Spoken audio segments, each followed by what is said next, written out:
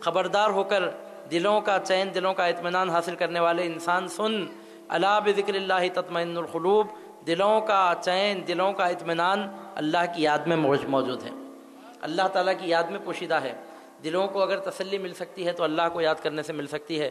اور ہمارے حضور صلی اللہ علیہ وسلم کے کئی سو کئی ہزار نام، صفاتی نام جمع کیے گئے ہیں، جس میں سے ایک نام ہے ذکر اللہ۔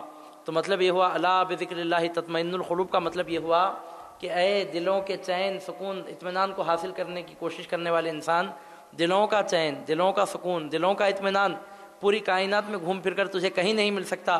یہ اگر مل سکتا ہے تو گنبد خضرا سے نصیب ہو سکتا ہے، سلطان مدینہ کی چوکھٹ سے نصیب ہو سکتا ہے، شہنشاہ کونین کے دروازے سے نصیب ہو سکتا ہے۔ الا بذکر اللہ تطمئن القلوب، خبردار ہو کر سنو کہ اللہ کے ذکر سے، یعنی رسول پاک صلی اللہ علیہ وسلم سے دلوں کو اطمینان نصیب ہوتا ہے۔ اب یہاں بات یہ سمجھنے کے قابل ہے کہ دلوں کو اطمینان سرکار کے نام سے کیسے نصیب ہو سکتا ہے۔ تو جس وقت اللہ سبحانہ و تعالیٰ نے حکم کن سے پوری کائنات کو پیدا فرمانا چاہا، جس کا ذکر قرآن مجید میں آتا ہے، اللہ الذی خلق السماوات والارض وما بینہما فی 6 ایام، اللہ وہ ہے کہ جس نے آسمانوں اور زمین کو 6 دنوں میں پیدا کیا۔ حکم ہوا پیدا ہونا شروع ہوئی تو سب سے پہلے اللہ سبحانہ و تعالیٰ نے سرکار پاک صلی اللہ علیہ وسلم کے نور مبارک کے 4 حصے کیے۔ ایک سے لوح کو پیدا کیا، ایک سے قلم کو پیدا کیا، ایک سے عرش کو پیدا کیا، پھر ایک حصے سے پوری کائنات کی تخلیق عمل میں آئی۔ جب لوح پیدا ہوئی، قلم پیدا ہوا، تو اللہ تعالیٰ نے قلم کو حکم دیا لکھ لوح پر لا الہ الا اللہ، تو قلم نے لوح پر لکھا لا الہ الا اللہ۔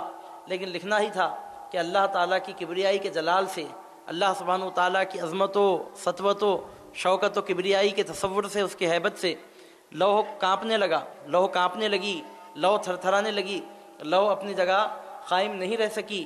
تب اللہ تعالیٰ نے قلم کو حکم دیا، اے قلم اب لکھ محمد الرسول اللہ۔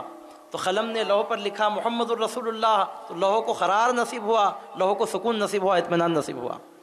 علامہ اقبال فرماتے ہیں کہ خیمہ افلاک کا استادہ اسی نام سے ہے، نبض ہستی تپش آمادہ اسی نام سے ہے، قوت عشق سے ہر پست کو بالا کر دے، دہر میں اس میں محمد سے اجالا کر دے۔ نبض ہستی تپش آمادہ اسی نام سے ہے، یعنی پوری کائنات کی جو نبض کی گرمی باقی ہے وہ نام پاک مصطفیٰ کے صدقے میں باقی ہے۔ خیمہ افلاک کا استادہ اسی نام سے ہے۔ آج اگر یہ آسمان اپنی حالت پر ٹھہرا ہوا ہم کو نظر آ رہا ہے تو یہ اسی نام مصطفیٰ کی برکت ہے، ورنہ نہ یہ زمین ہوتی نہ یہ آسمان ٹکا ہوا ہوتا۔ قوت عشق سے ہر پست کو بالا کر دے، دہر میں اس میں محمد سے اجالا کر دے۔ اللہ سبحانہ و تعالیٰ خالق ہے، اللہ سبحانہ و تعالیٰ مالک ہے۔ خالق ہے مطلب سب کو اس نے پیدا کیا ہے، مالک ہے، سب کی ملکیت اسی کو حاصل ہے، رب ہے، ہر ایک کو اس کی ضرورت کی چیزیں وہ عطا فرماتا ہے، معبود ہے، سب اس کی عبادت کرتے ہیں، اس کے سوا کوئی عبادت کے قابل نہیں ہے۔ جو جاندار ہیں وہ تو عبادت کرتے ہیں، جو بظاہر بے جان نظر آتے ہیں اس کی عبادت تو وہ بھی کرتے ہیں۔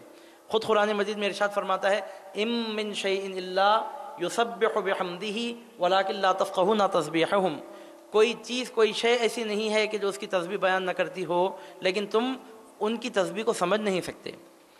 اب درخت کیسے تسبیح بیان کرتا ہے وہ آپ کو نہیں معلوم، پتھر کیسے تسبیح بیان کرتا ہے وہ مجھے نہیں معلوم، کنکر اور مٹی کے ذرات کیسے ذکر کرتے ہیں وہ آپ ہم نہیں جانتے، لیکن کائنات میں جتنی چیزیں موجود ہیں سب اللہ تعالیٰ کا ذکر کرتی ہیں، سب اس کی تسبیح بیان کرتی ہیں۔ کیسے بیان کرتی ہیں؟ تو قرآن میں ارشاد ہوتا ہے وَلَٰكِن لَا تَفْقَهُونَ تَسْبِيحَهُمْ، تم ان کے تسبیح کے انداز کو سمجھ نہیں سکتے، کیونکہ مطلب یہ ہے کہ انسان کی عقل لمیٹڈ ہے، انسان کی عقل محدود ہے، اور کائنات کے اسرار اور کائنات کے عجائب اور کائنات کے حقائق ان لمیٹڈ ہیں۔ جو چیز ان لمیٹڈ ہوتی ہے وہ لمیٹڈ عقل میں نہیں آ سکتی۔ چنانچہ قرآن مجید میں یہ مضمون کئی جگہ بیان ہوا۔ یہاں رک کر میں ایک بات آپ کے سامنے عرض کروں گا، سائنس قرآن کے خلاف نہیں ہے اور قرآن سائنس کے خلاف نہیں ہے۔ سائنس کو جتنی ترقی ہوتی جا رہی ہے قرآن مجید کی حقانیت ویسے ہی ثابت ہوتی جا رہی ہے۔ مثال کے طور پر قرآن مجید میں اللہ تعالیٰ نے کئی جگہ انسان کی تخلیق کا ذکر فرمایا تو ارشاد ہوتا ہے خلق السمع والبصر والفؤاد، کہ اس نے کان بنائے، آنکھ بنائے اور دل بنایا۔ پہلے کان کا ذکر ہے، بعد میں آنکھ کا ذکر ہے، پھر دل کا ذکر ہے۔ آج سے 1400 سال پہلے سرزمین عرب پر حضور نبی کریم صلی اللہ علیہ وسلم نے عرب کے ریگستانوں میں بکریاں چرانے والوں، اونٹ چرانے والوں کے درمیان میں کھڑے ہو کر اس حقیقت کا اعلان فرمایا، جبکہ وہاں نہ میڈیکل سائنس کو ایسا کچھ ڈیولپمنٹ تھا، نہ انسان کا علم سائنس اور ٹیکنالوجی کے معاملے میں اتنی ترقی کیا ہوا تھا، نہ انسان نے سمندروں کے فاصلے ناپے تھے، نہ انسان کے قدم چاند تک پہنچے تھے، نہ انسان کو کہکشاؤں کی پوری حقیقت کا پتہ تھا، کچھ نہیں۔ ایک ایسے نبی برحق صلی اللہ علیہ وسلم جنہوں نے کسی استاد سے تعلیم حاصل نہیں کی، کبھی ہاتھ لگا کر کسی کتاب کو پڑھا نہیں، کبھی کسی استاد کے پاس بیٹھے نہیں، کبھی کسی جاننے والوں کے ساتھ ان کا اٹھنا بیٹھنا نہیں ہوا، عرب کے ریگستانوں میں امیوں میں جن کو لکھنا پڑھنا تک نہیں آتا تھا، ایسے لوگوں میں ان کی زندگی گزری، لیکن چونکہ وہ حامل نبوت ہیں، لیکن چونکہ وہ علم کسی استاد سے سیکھنے نہیں آئے ہیں، پوری دنیا کو علم کا سبق پڑھانے کے لیے آئے ہیں۔ ہمارے سرکار صلی اللہ علیہ وسلم لکھتے نہیں ہیں، پڑھتے نہیں ہیں، تو یہ بات سرکار کی شان کے منافی نہیں ہے۔ ہم لکھتے ہیں تو پڑھتے ہیں تو اس لیے لکھتے پڑھتے ہیں، ہم کاغذ کے محتاج ہیں، ہم قلم کے محتاج ہیں، اور ہمارے حضور صلی اللہ علیہ وسلم کی شان وہ ہے، آپ نہ کاغذ کے محتاج ہیں نہ قلم کے محتاج ہیں، کاغذ آپ کا محتاج ہے، قلم آپ کا محتاج ہے۔ نظر نہیں آتے، بظاہر کبھی پڑھتے ہوئے نظر نہیں آتے، نہ آپ نے کسی یونانی کی کتاب پڑھی، نہ آپ نے کسی ایرانی کی کتاب پڑھی، نہ آپ نے کسی فلسفی کی کتاب پڑھی، نہ آپ نے کسی سائنسدان کی کتاب پڑھی، نہ آپ نے کسی حکیم کی کوئی کتاب پڑھی، نہ آپ نے کسی فلسفی کی کوئی کتاب پڑھی، کسی کی کوئی کتاب کبھی زندگی میں نہیں پڑھے، کبھی کسی کے استاد کے پاس جا کر نہیں بیٹھے، کبھی اس طرح کے ممالک میں آپ کا گزر نہیں ہوا کہ جہاں علم کا چرچا عام تھا۔ اس کے باوجود اونٹ چرانے والوں اور بکریاں چرانے والوں کے درمیان عرب کے ریگستانوں میں کھڑے ہو کر آپ کی زبان مبارک سے الفاظ نکلتے ہیں کہ اللہ وہ ہے کہ جس نے کان بنائے، آنکھ بنائے، دل بنایا۔ آج 1400 سال کا لمبا زمانہ طے ہونے کے بعد آج انسان کے علم نے ترقی کی منزلوں کو طے کر لیا ہے، تو آج سائنس اس حقیقت کا پتہ چلانے میں کامیاب ہوئی ہے، اور سائنس اس حقیقت کو مانتی ہے کہ جب انسان کی تخلیق عمل میں آتی ہے، ماں کے پیٹ میں جب بچہ بنتا ہے، جب نطفے سے علقہ، علقے سے مضغہ بنتا ہے، یعنی جب نطفے سے جمع ہوا خون، جمع ہوئے خون میں سے پھر گوشت کا لوتھڑا بنتا ہے، تو سب سے پہلے، دل سے پہلے، آنکھ سے پہلے انسان کے وجود میں جو عضو ظاہر ہوتا ہے وہ عضو کان ہے۔ سب سے پہلے ماں کے پیٹ میں بچے کے کان بنتے ہیں، کان بننے کے بعد آنکھ بنتی ہے، آنکھ بننے کے بعد دل بنتا ہے۔ سائنس کو اس حقیقت کا پتہ آج چلا ہے، 1400 سال پہلے اونٹوں اور بکریاں چرانے والوں کے درمیان میں کھڑے ہو کر عرب کے ریگستانوں میں اللہ کے حبیب صلی اللہ علیہ وسلم نے اس حقیقت کا اس وقت اعلان فرمایا جب انسان کو ان حقائق کا پتہ تک نہیں تھا، ان حقائق کی ہوا تک نہیں لگی تھی۔ عزیزان گرامی، اس سے آپ اندازہ لگا سکتے ہیں کہ ہمارے حضور صلی اللہ علیہ وسلم کے علم عطا فرمانے کی کیفیت کیا ہے۔ تو بہرحال بولنے کا مطلب یہ ہے کہ اب سائنس کو جب ترقی ہو رہی ہے تو سائنس کی ترقی کے بعد اسلام کو جھٹلانے کے راستے نہیں کھل رہے ہیں، اسلام کو ماننے کے راستے کھل رہے ہیں۔ اس واسطے میں نے آپ کے سامنے عرض کیا، سائنس قرآن کے خلاف نہیں ہے۔ جس حد تک میڈیکل سائنس ترقی کرتی جائے گی، اسلام کی حقانیت اور قرآن کی حقانیت لوگوں پر اور ظاہر ہوتی جائے گی، آشکار ہوتی جائے گی۔ مثال کے طور پر ایک اور بھی مثال میں آپ کے سامنے عرض کروں گا۔ جب ہمارے حضور نبی کریم صلی اللہ علیہ وسلم نے سرزمین مکہ میں شراب کی حرمت کا حکم سنایا، سرکار صلی اللہ علیہ وسلم پر قرآن مجید نازل ہوا، تو حضور نبی کریم صلی اللہ علیہ وسلم نے ارشاد فرمایا، یسألونک عن الخمر والمیسر قل فیہما اسم کبیر ومنافع للناس۔ اے حبیب پاک، لوگ آپ سے جوئے کے بارے میں، شراب کے بارے میں پوچھتے ہیں، آپ کہہ دیجئے جوئے میں اور شراب میں فائدہ کم ہے، نقصان زیادہ ہے۔ فائدہ بھی ہے مگر بہت کم ہے، نقصان ہے وہ بہت زیادہ ہے۔ چنانچہ حرمت کا حکم بھی آیا آگے چل کر۔ تو اللہ سبحانہ وتعالیٰ کے اس نازل کردہ کلام پاک کی بنیاد پر ہمارے سرکار صلی اللہ علیہ وسلم نے جب شراب کی حرمت کا حکم سنایا ہے، تو عرب کے رہنے والے لوگوں کے لیے، مکے کے رہنے والے لوگوں کے لیے بڑی عجیب و غریب بات تھی۔ وہ لوگ یہ سوچ میں پڑ گئے کہ شراب پینے میں بھلا نقصان کیسے ہو سکتا ہے، یہ تو فائدے کی چیز ہے، اس میں نقصان بتا رہے ہیں سرکار پاک صلی اللہ علیہ وسلم۔ بات سمجھ میں نہیں آئی، لیکن اب موجودہ زمانے کی سائنس یہ کہتی ہے کہ شراب پینے سے ہزار قسم کی بیماریاں پیدا ہوتی ہیں، انسان کا جگر ناکارہ ہو جاتا ہے، اس کے جسم میں فلاں نقص آ جاتا ہے، اس کے جسم میں فلاں کمی واقع ہو جاتی ہے، اور اس کے جسم میں فلاں نقصان واقع ہوتا ہے، اس کی صحت کی یہ بربادی ہوتی ہے، یہ انداز ہوتا ہے، یہ نقصان پہنچتا ہے۔ آج سائنس اس بات کو تسلیم کر رہی ہے۔ جب یہ آیتیں نازل ہو رہی تھیں اور جب ہمارے سرکار صلی اللہ علیہ وسلم نے ان حقائق کو جب واضح فرمایا تھا، تو اس وقت کسی کو معلوم نہیں تھا، ان لوگوں کو حیرت ہوئی، کیسی عجیب و غریب بات بول رہے ہیں، شراب پینے میں نقصان ہے، ارے یہ تو فائدے کی چیز ہے بولتے تھے۔ لیکن آج سائنس اس حقیقت کو تسلیم کر رہی ہے کہ شراب پینے میں فائدہ نہیں ہے، نقصان ہے۔ ہمارے سرکار صلی اللہ علیہ وسلم نے جس زمانے میں اس حقیقت کو واضح فرمایا، اس زمانے میں لوگوں کو معلوم نہیں تھا۔ ایسی بہت ساری مثالیں ہیں، اس موضوع پر باقاعدہ ریسرچیں ہوئی ہیں۔ خاص طور پر ہمارے سرکار صلی اللہ علیہ وسلم نے ہم کو جو وضو کرنے کا جو طریقہ سکھایا ہے اور نماز پڑھنے کا جو طریقہ بتایا ہے، اس طریقے میں سائنس کی اتنی حکمتیں پوشیدہ ہیں۔ اب میں اس وقت وہ تیاری کر کے نہیں آیا ہوں، اس کے لیے الگ تیاری کرے تو ایک مستقل تقریر بنتی ہے، وہ کتابیں لکھی گئی ہیں اس موضوع پر کہ اسلام میں وضو کرنے کا اور نماز پڑھنے کا جو طریقہ مقرر کیا گیا ہے، انسان کے فزیکل پوزیشن کے اعتبار سے، انسان کی جسمانی حیثیت کے اعتبار سے اس میں اتنے فوائد ہیں کہ دنیا کی کوئی ایکسرسائز، کوئی مشق، کوئی یوگا اور کسی قسم کا کوئی میڈیٹیشن، کسی قسم کا کوئی فعل اس حد تک انسانیت کے فائدے کے لیے، انسانیت کے لیے مفید نہیں ہے، انسان کی جسمانی پوزیشن کو بحال کرنے میں مفید نہیں ہے جتنا کہ وضو کا سسٹم ہے، جتنا کہ نماز کا سسٹم ہے۔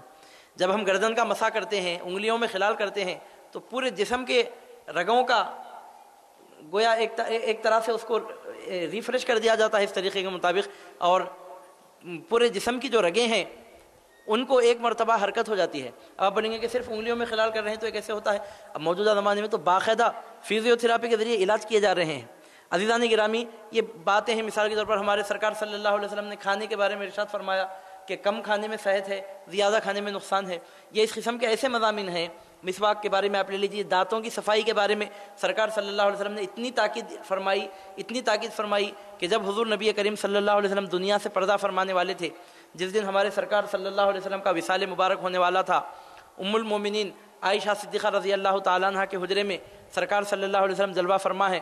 ام المومنین عائشہ صدیقہ رضی اللہ تعالیٰ عنہ کے ایک بھائی اندر تشریف لاتے ہیں جو سرکار صلی اللہ علیہ وسلم کے برادر نسبتی ہوتے ہیں، صالح مطلب برادر نسبتی ہوتے ہیں رشتے میں، اندر تشریف لاتے ہیں، ان کی جیب میں مسواک ہوتی ہے۔ تو حضور نبی کریم صلی اللہ علیہ وسلم اس حد تک بیمار ہوتے ہیں کہ زبان مبارک سے کچھ ارشاد نہیں فرماتے، مگر مسواک کو ایک خصوصی نظر سے دیکھتے ہیں۔ تو بی بی عائشہ صدیقہ رضی اللہ تعالیٰ عنہ پہچان لیتی ہیں کہ سرکار صلی اللہ علیہ وسلم شاید مسواک کرنا چاہتے ہیں۔ چنانچہ بی بی عائشہ عرض کرتی ہیں، سرکار کیا آپ مسواک کرنا چاہتے ہیں؟ تو سرکار صلی اللہ علیہ وسلم ان کی تائید کرتے ہیں، سرکار صلی اللہ علیہ وسلم اپنی رضامندی ظاہر کرتے ہیں۔ تو بی بی عائشہ صدیقہ رضی اللہ تعالیٰ عنہ وہ مسواک لے کر اس کو دھو کر چاپ کر مسواک کرنے کے قابل بناتی ہیں، اور اس وقت حضور نبی کریم صلی اللہ علیہ وسلم مسواک فرماتے ہیں۔ وصال مبارک کے دن جس دن بہت حد تک بیماری کا ظہور ہو رہا ہے، سرکار صلی اللہ علیہ وسلم بہت بیمار ہیں لیکن اس کے باوجود مسواک فرما رہے ہیں، تو آخری دن بھی اپنی امت کو دانتوں کی اہمیت بتا کر سرکار صلی اللہ علیہ وسلم تشریف لے گئے۔ اس زمانے کے لوگ اس حقیقت کو سمجھ نہیں سکے۔ آج سائنس اس بات کو مانتی ہے کہ انسان کے پیٹ میں جو کچھ پہنچتا ہے چونکہ منہ میں سے پہنچتا ہے، اس واسطے دانتوں کو اگر صاف طور پر اس کی صفائی کا پورے طور پر اگر خیال رکھا جائے تو کئی جراثیم پیٹ میں پہنچنے سے، کئی جراثیم کو اپنے پیٹ میں پہنچانے سے انسان محفوظ رہ سکتا ہے، معدے کی بیماریوں سے بچتا ہے اور کئی قسم کی بیماریوں سے بچتا ہے۔ اب یہ حقیقتیں تسلیم کی جا رہی ہیں۔ میرا یہ آج کا موضوع نہیں ہے، تمہید کے طور پر میں آپ کے سامنے یہ بات عرض کر رہا ہوں۔ اس بات کو پھیلانے سے یہ بات بہت پھیل سکتی ہے، اس کے سینکڑوں ہزاروں مثالیں مل سکتی ہیں۔ روزے کا آپ نظام دیکھ لیجئے کہ روزہ رکھنے کے جو فوائد ہوتے ہیں، 11 مہینے انسان کھاتے کھاتے اس کا معدہ کام کرتے کرتے تھک جاتا ہے، لیکن 1 مہینے کے لیے جب ہم رمضان المبارک میں فرض روزے رکھ لیتے ہیں تو معدہ ریفریش ہو جاتا ہے۔ 10-10 12-12 گھنٹے جو اس کو کام کرنے کی نوبت نہیں آتی تو نئے سرے سے پھر وہ کام کرنے کے قابل بن جاتا ہے۔ ایام 20 کے روزوں کے بارے میں سرکار صلی اللہ علیہ وسلم فرماتے ہیں، جو 1 مہینے میں 3 روزے رکھ لیتا ہے اس کو پیٹ کی کوئی بیماری نہیں ہوتی، او کما قال صلی اللہ علیہ وسلم۔ اب یہ الگ بات ہے کہ مسلمانوں میں نفل روزے رکھنے کا کانسیپٹ کی باقی نہیں رہا۔ روزے بولے تو رمضان کے 1 روزے رکھ لیتے ہیں، سمجھتے ہیں کہ پھر رمضان کا چاند دکھا تو روزوں کا سلسلہ شروع ہوگا، لیکن ہمارے حضور صلی اللہ علیہ وسلم کثرت سے نفل روزے رکھا کرتے تھے اور اولیاء کرام نے کثرت سے روزے رکھے ہیں۔ تو اس میں فائدہ یہ بتایا گیا کہ اللہ تعالیٰ کی رضا کے لیے اصل مقصد تو وہ ہے، نفس کی خواہشات کو ختم کرنے کے لیے اصل مقصد تو وہ ہے، اپنے نفس کو قابو میں کرنے کے لیے اصل مقصد تو وہ ہے، لیکن ساتھ میں ساتھ جسمانی فائدہ بھی اس کو حاصل ہوتا ہے۔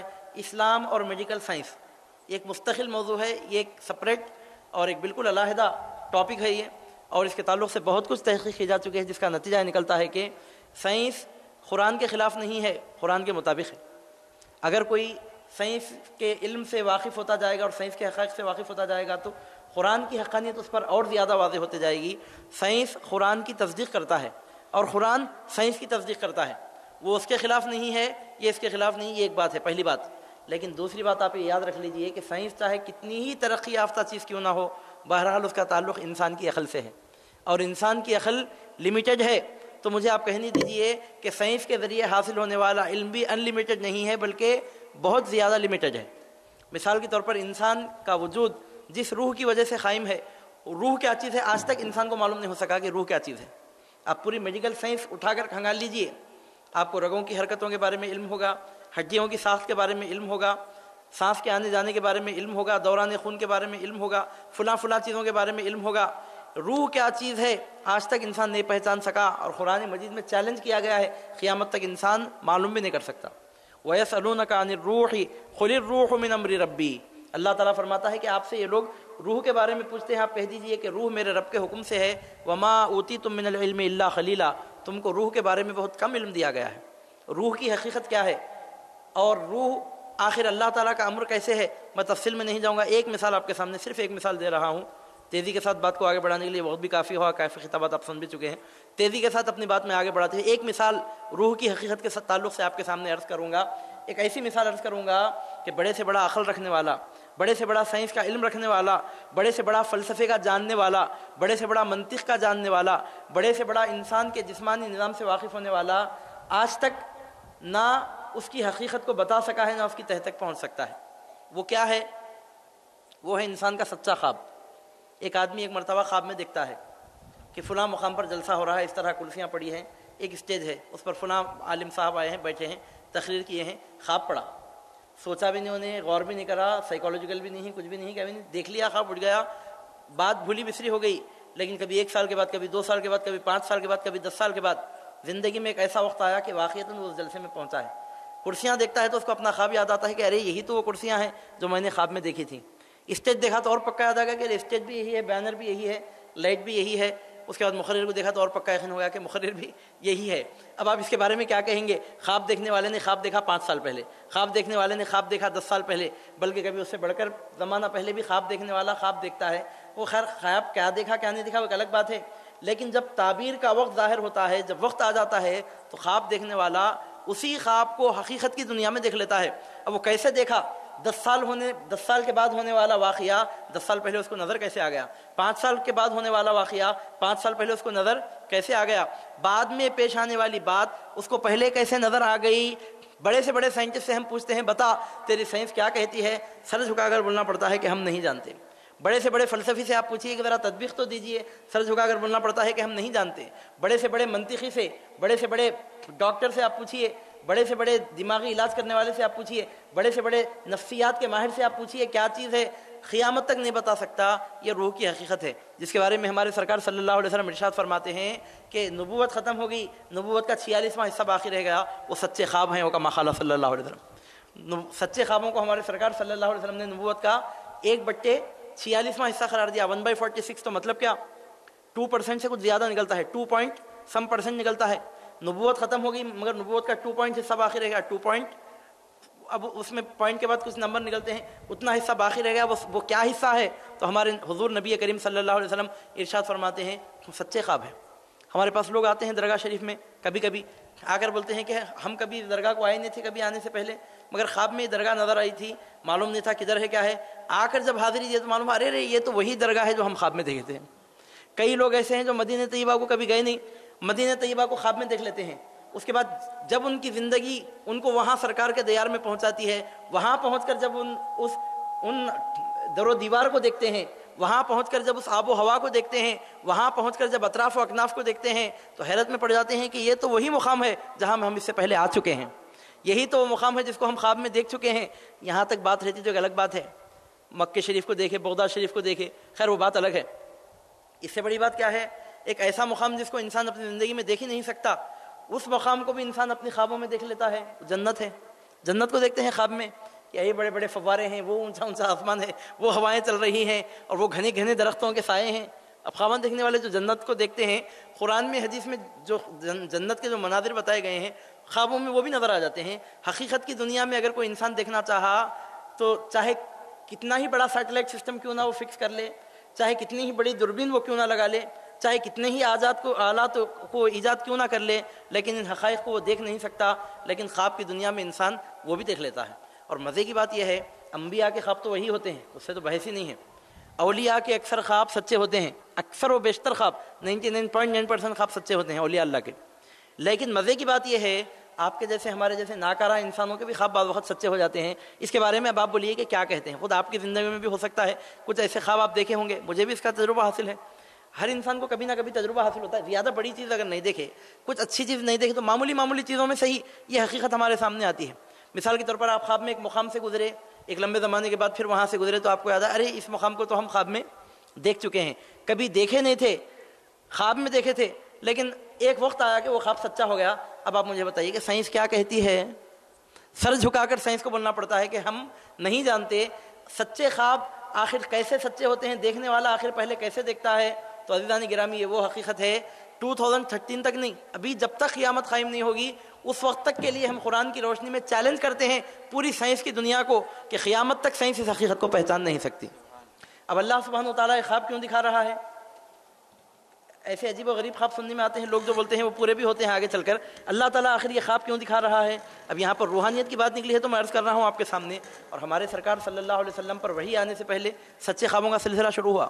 بخاری شریف کھولتے ہی وہی حدیثیں شروع ہوتی ہیں کہ حضور صلی اللہ علیہ وسلم پر نبوت کا اظہار سچے خوابوں کے ذریعے شروع ہوا۔ حضور صلی اللہ علیہ وسلم جا کر غار حرا میں بیٹھ جایا کرتے، دن میں پورا کیا ہونے والا ہے حضور صلی اللہ علیہ وسلم رات کو خواب میں دیکھ لیتے، روزانہ، ایسا ایک آدھ دن کا معاملہ نہیں۔ کب کی بات ہے یہ؟ پہلی وحی نازل ہونے سے 6 مہینے پہلے سے سلسلہ شروع ہو گیا۔ سرکار صلی اللہ علیہ وسلم خواب میں دیکھتے اب یہ ہوا، پھر یہ ہوا، پھر یہ ہوا، پھر یہ ہوا، بیدار ہوئے تو پورے دن پورے خواب میں کیا کیا دیکھے تھے وہ سب پیش آ جاتا۔ پھر دوسرے دن رات کو سوتے تو پھر کل کیا ہونے والا ہے پورے دن کے پورے تفصیلات سرکار صلی اللہ علیہ وسلم کو خواب میں نظر آ جاتے۔ ایک دن 2 دن نہیں رہا، ایسا مسلسل 6 مہینے تک ایسا معاملہ پیش آتا رہا۔ یہ تو ہمارے سرکار صلی اللہ علیہ وسلم کے بارے میں ہے۔ صحابہ کرام کے خواب کیا کم سچے ہوئے ہیں۔ عزیزان گرامی، حضور نبی کریم صلی اللہ علیہ وسلم جب مدینہ طیبہ کو تشریف لے گئے تو اب 5 وقتہ پابندی سے نمازیں پڑھنے کا سسٹم جاری ہوا اور مسجد بنائی گئی۔ اب نماز کے لیے کیسے بلانا چاہیے لوگوں کو مشورہ ہوا۔ ہمارے سرکار صلی اللہ علیہ وسلم کی عادت مبارکہ تھی کہ اپنے صحابہ کرام کے ساتھ مشورہ فرمایا کرتے تھے۔ سرکار کو مشورے کی کیا ضرورت؟ پیغمبروں کا علم کی عقل بہت کامل ہوتی ہے، ان کو مشورے کی ضرورت نہیں ہے۔ مشورہ کیوں فرماتے تھے؟ ہم کو تعلیم دینے کے لیے کہ دیکھو کوئی بھی کام کرو تو اپنی مونوپولی سے مت کرو، اپنی رائے ہر ایک کے سروں پر مسلط مت کرو، ذرا لوگوں کا مشورہ لے لیا کرو۔ لوگوں کا مشورہ لینے سے ان کی بھی دلچسپی شامل ہو جاتی ہے، ذرا وہ بھی اس کام میں شامل ہو جاتے ہیں۔ امت کی تعلیم کے لیے ہے۔ اور ایک آدمی ایک ڈیسیژن لیتا ہے تو کبھی کبھی وہ ڈیسیژن غلط بھی ثابت ہو سکتا ہے۔ ایک 4 دماغ جب جمع ہوتے ہیں تو وہ بات غلط عموماً نہیں ہوتی۔ یہ امت کی تعلیم کے لیے ہے، مشورہ لیا کرتے تھے، اس سرکار کی شفقت ہے۔ تو بہرحال عزیزان گرامی، حضور نبی کریم صلی اللہ علیہ وسلم نے صحابہ سے مشورہ لیا کہ نماز کے لیے بلانے کی کیا ترکیب اختیار کی جائے، نماز کے لیے بلانے کے لیے کیا طریقہ اختیار کیا جائے۔ کسی صحابی نے کہا سرکار ایک بڑی گھنٹی مسجد میں باندھ دیں اور گھنٹی بجا دیا کریں، نماز کا وقت ہونے کے بعد گھنٹی سن کر لوگ آ جائیں، نماز قائم ہو جائے، صدائے جرس کے ذریعے ہم لوگوں کو نماز کے لیے بلائیں، یہ بہتر رہے گا۔ ایک مشورہ ایسا آیا۔ دوسرے صاحب مشورہ پیش کرے کہ ایسا نہیں کرنا چاہیے، اس میں کافروں سے مشابہت ہو جاتی ہے۔ اب کافروں کے معبدوں میں بھی گھنٹیاں بجتی ہیں تو اس میں مشابہت اس کے بجائے ہم ایسا کریں گے کہ ایک مشعل روشن کی جائے اور ایک آدمی مشعل لے کر چھت پر کھڑا ہو جائے، لوگ جب اس آگ کو دیکھیں تو اندازہ ہو جائے کہ اب نماز کا وقت قریب ہے۔ لیکن اس میں خرابی یہ تھی کہ رات میں تو وہ آگ نظر آ سکتی تھی، لیکن سورج کی روشنی میں دھوپ میں وہ آگ کہاں سے نظر آ سکتی۔ ایک تیسرا مشورہ یہ طے پایا، ایک کام ایسا کرنا چاہیے کہ نماز سے پہلے ایک آدمی نکل جائے گلی میں، محلے میں، بستی میں، آبادی میں، نکل کر پکارتے پھرے کہ اب تھوڑی دیر میں نماز ہونے والی ہے، اب تھوڑی دیر میں نماز ہونے والی ہے۔ جیسا فجر کی نماز سے پہلے کچھ لوگ الصلاۃ خیر من النوم، نماز نیند سے بہتر ہے بولتے ہوئے نکلتے ہیں محلوں میں، تو ایسا کسی کو مقرر کرنے کی بات کی گئی۔ تو ایک آدمی ایک بات کہتا رہا، ایک صحابی ایک رائے پیش کرتے رہے۔ حضرت امیر المومنین عمر فاروق رضی اللہ تعالیٰ عنہ نے اپنا خواب سنایا۔ حضرت عمر فاروق رضی اللہ تعالیٰ عنہ نے اپنا خواب سنایا، سرکار میں نے خواب میں دیکھا ہے کہ اس طرح کے الفاظ ہیں، اللہ اکبر اللہ اکبر اللہ اکبر اللہ اکبر اشہد ان لا الہ الا اللہ سے لے کر لا الہ الا اللہ تک پوری اذان کے کلمات حضرت عمر فاروق رضی اللہ تعالیٰ عنہ نے سرکار صلی اللہ علیہ وسلم کی بارگاہ میں پیش کیا، عرض کرنے لگے سرکار میں نے اس طرح کا خواب دیکھا ہے۔ تو حضور نبی کریم صلی اللہ علیہ وسلم نے حضرت عمر رضی اللہ تعالیٰ عنہ کے اس خواب کو قبول فرمایا۔ آج پوری دنیا میں جو اذانیں ہو رہی ہیں، یہ پوری دنیا میں، حقیقت کی دنیا میں اذانیں کروڑوں مرتبہ جو فضاؤں میں گونج رہی ہیں، یہ سلسلہ بعد میں شروع ہوا، حضرت عمر رضی اللہ تعالیٰ عنہ کو خواب پہلے نظر آ گیا۔ عزیزان گرامی، اب آپ کیا کہیں گے اس کے بارے میں؟ حضرت امیر المومنین عمر فاروق رضی اللہ تعالیٰ عنہ کا خواب تھا، سرکار صلی اللہ علیہ وسلم نے جاری فرما دیا، لیکن ایک سائنٹسٹ جب چاند میں پہنچتا ہے وہی کلمات سنتا ہے جو اس زمین پر اذان میں کہے جاتے ہیں، جو حضرت امیر المومنین عمر فاروق رضی اللہ تعالیٰ عنہ کے خواب میں دکھائے گئے۔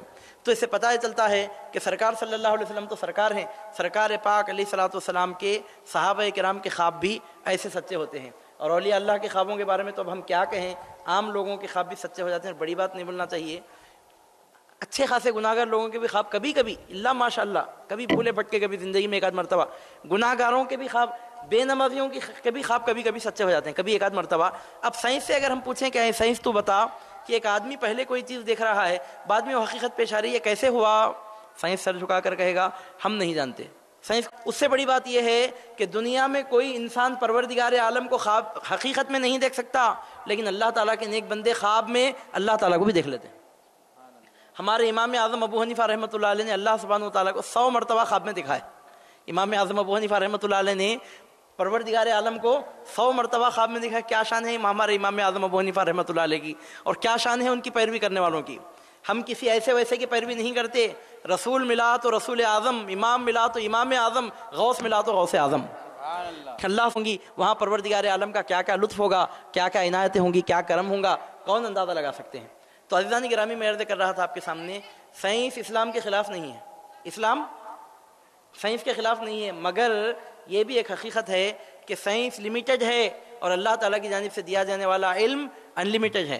سائنس اتنی لمیٹڈ ہے کہ جس روح کی وجہ سے انسان خواب دیکھتا ہے اور جس روح کی وجہ سے انسان کا وجود قائم ہے، وہ روح کیا چیز ہے آج تک سائنس پہچان نہیں سکا۔ عزیزان گرامی، انسان کی جو تخلیق عمل میں آتی ہے، اللہ سبحانہ و تعالیٰ ایک ایک چہرے میں ادھر سے ایک بالش ادھر سے ایک بالش، سامان بھی وہی، 2 آنکھیں، 1 ناک، 2 رخسار، 1 پیشانی، 2 ہونٹ، 1 ٹھڈی، سامان پورا یہی ہے، ادھر سے ایک بالش ادھر سے ایک بالش ہے۔ لیکن ہر پیدا ہونے والا بچہ اپنی ایک الگ شکل لے کر پیدا ہو رہا ہے، ہر پیدا ہونے والا بچہ اپنی ایک الگ صورت لے کر پیدا ہو رہا ہے۔ ایک ایک گھر میں اگر 10 بچے پیدا ہو رہے ہیں، ماں وہی ہے، باپ وہی ہے، 10 کے 10 چہرے الگ ہیں، دیکھنے والا ایک نظر میں پہچان سکتا ہے کہ یہ عبد الرحمن ہے، یہ عبداللہ ہے، یہ عبد الکریم ہے، یہ عبد الرقیب ہے۔ دیکھنے والا ایک نظر میں پہچان لیتا ہے، کبھی کنفیوز نہیں ہوتا۔ عزیزان گرامی، ابھی آپ تھوڑی دیر پہلے میرے پیشرو مقرر سے سن رہے تھے، اللہ سبحانہ و تعالیٰ نے جیسے چہرے مختلف بنائے ہیں، انسانوں کی فطرتیں بھی مختلف بنائی ہیں۔ یہ اللہ سبحانہ و تعالیٰ اپنی شان دکھا رہا ہے، ہم ایک ہیں، اس واسطے ہر ایک میں اپنی یکتائی کو ظاہر کر رہے ہیں۔ بنانے والا ایک ہے، چنانچہ کروڑوں انسانوں کو پیدا کر دیا، لیکن ہر انسان اپنے آپ میں ایک ہے۔ ابو بکر صدیق کی ان کی شان الگ ہے، عمر فاروق ان کی شان الگ ہے، عثمان غنی ان کی شان الگ ہے، مولا علی ان کی شان الگ ہے، امام حسن کا صبر و حلم الگ ہے، امام حسین کا جلال و شجاعت الگ ہے، غوث اعظم کی دستگیری الگ ہے، غریب نواز کی تبلیغ اسلام الگ ہے۔ مطلب یہ کہ پروردگار عالم ہر ایک کو پیدا کر رہا ہے، لیکن ایسا پیدا کر رہا ہے کہ ہر ایک کی شکل الگ ہے، صورت الگ ہے، فطرت الگ ہے، مزاج الگ ہے۔ پیدا کرنے والا یہ بتا رہا ہے کہ ہم کروڑوں کو پیدا کر رہے ہیں، لیکن پیدا کرنے والا ایک ہے، ہر ایک کو الگ الگ یکتائی کی شان دے کر پیدا کر رہا ہے۔ آنکھوں کے نشانات ہر پیدا ہونے والے کے الگ، انگوٹھوں کے نشانات ہر پیدا ہونے والے کے الگ۔ اب آپ اسے اندازہ لگائیے، ارے حد تو یہ ہے کہ بعض وقت تو ایسا ہوتا ہے باپ کی فطرت الگ، بیٹے کی فطرت الگ، باپ دیکھے تو غصے والا، بیٹا دیکھے تو بالکل نرم مزاج۔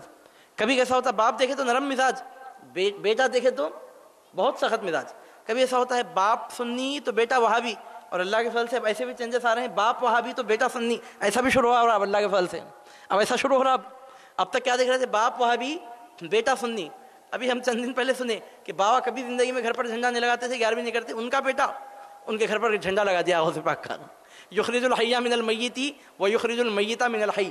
اللہ تعالیٰ کی شان یہ ہے کہ مردے کو زندے سے نکالتا ہے، زندے کو مردے سے نکالتا ہے، چوزے کو انڈے میں سے نکالتا ہے، مرغی میں سے انڈے کو نکالتا ہے۔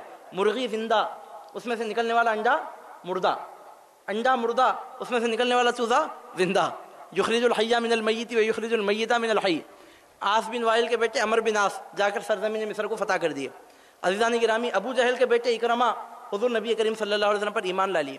یزید پلید ملعون بدبخت امام حسین کا قاتل، اس کا بیٹا یزید کا بیٹا ایسا نیک دل تھا بیچارہ کہ جب یزید کی موت ہوئی، اس کو تخت پر جب بٹھایا گیا، زندگی بھر روتا رہا اور بولتا رہا کہ اس ناپاک تخت پر میں بیٹھنا ہی نہیں چاہتا کہ جس کی بنیاد اہل بیت کے خون پر رکھی گئی ہے۔ چند مہینے کے بعد اس کی موت واقع ہو گئی، بولتا تھا کہ میں ایسے تخت پر بیٹھنا نہیں چاہتا۔ اب وہ موت کیسے ہو گئی اچانک؟ یا تو غم سے گھل گیا، یا ہو سکتا ہے کہ خاندان بنو امیہ کے لوگوں نے دیکھا کہ یہ تو ہمارے خاندان کو بدنام کر رہا ہے، ہمارے تخت پر بیٹھ کر کچھ بھی کھول کر پلا دیے ہوں گے، کچھ بھی کرے ہوں گے، تو اس کی نسل مٹ گئی، اس کا نام مٹ گیا، اس کا نشان مٹ گیا۔ یزید امام حسین کا قاتل تھا، اور اس کا بیٹا یزید کا بیٹا معاویہ ثانی زندگی بھر امام حسین کی شہادت کا غم مناتا رہا، امام حسین کی شہادت کے غم میں گھل کر مر گیا۔ تو یہ اللہ سبحانہ و تعالیٰ کی شان ہے۔ ہمارے حضور نبی کریم صلی اللہ علیہ وسلم جب احد کی بستی، جب طائف کی بستی سے باہر نکل کر آئے تھے، ہواؤں کا فرشتہ حاضر ہو کر بولا، سرکار اس بستی کے رہنے والوں نے آپ کے ساتھ بڑی بے ادبی کی ہے، بڑی گستاخی کی ہے، بڑا برا برتاؤ کیا ہے، بڑا غلط انداز اختیار کیا ہے، آپ اگر حکم دیں تو 2 ٹیلوں کو ایسا ملاؤں کہ پھر درمیان میں یہ بستی باقی نہ بچے۔ یہ سن کر رحمت للعالمین نے ہنس کے فرمایا کہ میں اس دہر میں خیر و غضب بن کر نہیں آیا۔ سرکار صلی اللہ علیہ وسلم نے ارشاد فرمایا اگر یہ ایمان نہیں لائے تو کیا ہوا، مجھے امید ہے کہ ان کی اولاد اسلام قبول کرے گی، او کما قال صلی اللہ علیہ وسلم۔ اور آگے چل کر دنیا کی آنکھوں نے وہ منظر دیکھا کہ جن بدبختوں نے سرکار صلی اللہ علیہ وسلم کے قدم مبارک کو لہو لہان کر کے اپنے شہر سے باہر نکال دیا تھا، انہی کی اولاد محمد رسول اللہ کی غلامی کا پٹا اپنے گلوں میں ڈال کر سرکار کے نام کا کلمہ پڑھنے لگ گئے۔ یہ اللہ سبحانہ وتعالیٰ کی شان ہے، یخرج الحی من المیت ویخرج المیت من الحی۔ تو اس سے پتہ چلتا ہے عزیزان گرامی وہ پروردگار اپنی قدرت کے ایسے جلوے دکھا رہا ہے، اتنی عجیب و غریب شانیں دکھا رہا ہے، ایسی عجیب و غریب قدرت کی نیرنگیاں دکھا رہا ہے۔ خود اعلان فرماتا ہے قرآن مجید میں کل یوم ہوا فی شان، روز ایک رنگ میں وہ جلوہ نما ہوتے ہیں۔ آج جو شان ظاہر ہوگی پھر کل ظاہر نہیں ہوتی، کل جو شان ظاہر ہوئی پرسوں ظاہر نہیں ہوتی۔ دیکھتے دیکھتے دیکھنے والوں کی آنکھیں تھک جاتی ہیں لیکن اس کے جلوے کبھی ختم نہیں ہوتے، اس کے جلووں کی نیرنگیوں کا سلسلہ کبھی تکمیل کو نہیں پہنچتا۔ دیکھنے والے زندگی بھر دیکھتے رہے، ہر لحظہ نئی برق، ہر لحظہ نیا طور، نئی برقی تجلی، اللہ کرے مرحلہ شوق نہ ہوتا ہے۔ یہ معاملہ ہوتا ہے کہ دیکھتے دیکھتے دیکھنے والوں کی آنکھیں تھک جاتی ہیں، انسان کو بولنا پڑتا ہے حیران ہوں کہ دو آنکھوں سے کیا کیا دیکھوں۔ عزیزان گرامی قرآن مجید میں آتا ہے کہ جنتی جب جنت میں جائیں گے تو ان کو ایسے پھل لا کر پیش کیے جائیں گے، ایک مرتبہ وہ پھل کھا لیں گے، پھر وہ پھل لا کر دیا جائے گا تو رنگ دیکھیں گے کہ وہی ہے، سائز دیکھیں گے کہ وہی ہے، ساخت دیکھیں گے کہ وہی ہے، ڈیزائن وہی ہے، بولیں گے یہ پھل تو ہم ابھی پہلے کھا چکے۔ تو ان سے کہا جائے گا ذرا کھا کر تو دیکھو۔ جب کھائیں گے تو دیکھیں گے اس کا مزہ بالکل الگ ہے، اس کا ذائقہ بالکل جدا گانا ہے، وہ الگ تھا یہ الگ ہے۔ دکھنے میں ایک ہے لیکن کھانے کے بعد اس میں زمین آسمان سے زیادہ فرق پائیں گے۔ تب اللہ سبحانہ وتعالیٰ اپنی قدرت کی شان دکھائے گا، ان سے کہا جائے گا کہ تم کو اشتباہ ہو گیا تھا، وہ الگ چیز ہے یہ الگ چیز ہے۔ دیکھنے والے دیکھیں گے کہ سائز بھی وہی ہے، رنگ بھی دنیا میں نہیں ہوتا، زیادہ تر دنیا میں ایسا کم ہوتا ہے، جنت میں کھل کر آ جائیں گی یہ حقیقت سامنے، اتنے جلوے دکھائے گا، اتنے جلوے دکھائے گا کہ جلوے دیکھتے دیکھتے دیکھنے والوں کا یہ حال ہو جائے گا کہ جنت اپنی پوری نعمتوں کے ساتھ ہیچ معلوم ہونے لگے گی۔ اور جنتی اللہ تعالیٰ کے جلوے جب جنت میں دیکھیں گے تو بولیں گے یہ زمرد و یاقوت کے محلات، اس میں کچھ حسن نہیں ہے، یہ دودھ کی شہد کی نہریں ہمارے لیے کوئی دلچسپی نہیں رکھتی، یہ عالیشان محل، یہ بہترین لباس، یہ برق سوار رفتاریاں، اس میں ہمارے لیے کوئی تعجب اور کوئی دلچسپی اور کوئی سکون اور کوئی اطمینان اور کوئی اٹریکشن ہمارا اس میں نہیں ہے۔ اگر کوئی چیز واقعتاً قابل تعریف ہے تو پروردگار وہ تیرے جلوے ہیں۔ اللہ تعالیٰ کے جلوے جب دیکھیں گے جنت اپنی پوری نعمتوں کے ساتھ، ان کو ہیچ معلوم ہونے لگے گی۔ ابھی ہم جنت نہیں دیکھے تو دنیا ہی ہم کو جنت نظر آ رہی ہے، جب جنت دیکھ لیے تو دنیا اپنی پوری نعمتوں کے ساتھ مکھی کے پر، مچھر کے پر سے بھی زیادہ ہیچ معلوم ہوتی ہے۔ ہم دیکھے نہیں ہیں اس واسطے ہم سمجھتے ہیں کہ ارے واہ کیا عالیشان بنگلہ ہے، کیا بڑی روڈ ہے، کیا بڑا بورڈ ہے، کیا بہترین لباس ہے، کیا اچھی گاڑی ہے، کیا اچھا اے سی ہے۔ کبھی دیکھے نہیں زندگی میں، کبھی تو نہیں دیکھنے کی وجہ سے ہمارا یہ حال ہے۔ عزیزان گرامی جب ہم جنت کو نہیں دیکھتے ہیں تو دنیا ہم کو بہت اچھی معلوم ہوتی ہے، لیکن جیسے ہی جنت میں پہنچتے ہیں دنیا کی کوئی حقیقت نظر نہیں آتی۔ اور جنت میں جب جنتیوں کو اللہ تعالیٰ کا دیدار نصیب ہو جاتا ہے تو جنت اپنی پوری آرائش و زیبائش، اپنی پوری راحتوں و نعمتوں کے ساتھ ہیچ معلوم ہونے لگے گی، بیکار معلوم ہونے لگے گی۔ عرض کریں گے پروردگار ہمارا دل تیری جنتوں میں نہیں لگتا، تیرے جلووں کے دیکھنے میں ہم کو لذتیں نصیب ہوتی ہیں۔ اللہ تعالیٰ اپنے دیدار سے سرفراز فرمائے گا، اور جنتیوں کے لیے جنت میں جو سب سے بڑی نعمت ہوگی وہ پروردگار عالم کا دیدار ہوگا۔ تو اللہ تعالیٰ ارشاد فرماتا ہے کل یوم ہوا فی شان۔ اب آپ پیغمبروں کے معجزے اٹھا کر دیکھیے، ہر پیغمبر کا معجزہ ایک الگ انداز میں دیا۔ حضرت سیدنا یونس علیہ السلام کو 40 دن تک مچھلی کے پیٹ میں رکھ کر زندہ نکال کر بتایا دیکھو یہ ہماری قدرت ہے۔ حضرت یعقوب علیہ السلام کو اندھا کر دیا، ایسے عجیب و غریب طریقے سے آنکھیں دیا۔ ابراہیم علیہ السلام کا جھبا ان کی آنکھوں پر لگائے تو گئی ہوئی بینائی ابراہیم علیہ السلام کے جھبے مبارک کی برکت سے واپس لوٹ کر آ گئی، بتایا کہ دیکھو یہ ہماری قدرت ہے۔ عیسیٰ علیہ السلام کو بھیجایا تو قدموں کی ٹھوکروں سے مردوں کو زندہ کرا۔ موسیٰ علیہ السلام کو بھیجایا، عصا کا معجزہ دیا، ابھی لکڑی ہے ابھی اژدہا ہے، ابھی مارتے ہیں تو راستے پیدا ہو رہے ہیں، ابھی ہاتھ ڈالتے ہیں تو ہاتھ ہے، آستین میں ڈال کر نکالتے ہیں تو سورج کام نہیں آتا، ویسا چمک رہا ہے۔ ان کو بھیجایا تو ایسی جزا گانا شان دے کر بھیجایا۔ اسماعیل علیہ السلام کو بھیجایا تو ایسا بھیجایا چھری چل رہی ہے لیکن اسماعیل علیہ السلام کا گلا ذبح نہیں ہو رہا ہے۔ ابراہیم علیہ السلام کو بھیجایا تو ایسا بھیجایا کہ آگ میں جا کر واپس تشریف لا رہے ہیں لیکن آگ کی مجال نہیں ہے کہ ان کے بال شریف کو نقصان پہنچا سکے۔ سپرد آتش نمرود ہو کر ایک انسان نے یہ ثابت کر کے چھوڑا نار میں کب نور جلتا ہے، وہ ان کی شان ہے۔ عزیزان گرامی نوح علیہ السلام آئے تو جس دن کسی کی کشتی نہیں چلی، نوح کی کشتی اس دن بھی چلتی رہی، ان کی کشتی میں بیٹھنے والے اس دن بھی صحیح سلامت رہے۔ سرکار صلی اللہ علیہ وسلم ارشاد فرماتے ہیں میرے اہل بیت کی مثال نوح کی کشتی کے جیسی ہے، جو اس میں سوار ہو گیا نجات پا گیا، اور جو اس سے چھوٹ گیا غرق ہو گیا، ڈوب گیا، مر گیا، کما قال صلی اللہ علیہ وسلم۔ جس دن کسی کی کشتی چل نہیں سکتی تھی، حضرت سیدنا نوح علیہ السلام کی کشتی چلتی تھی۔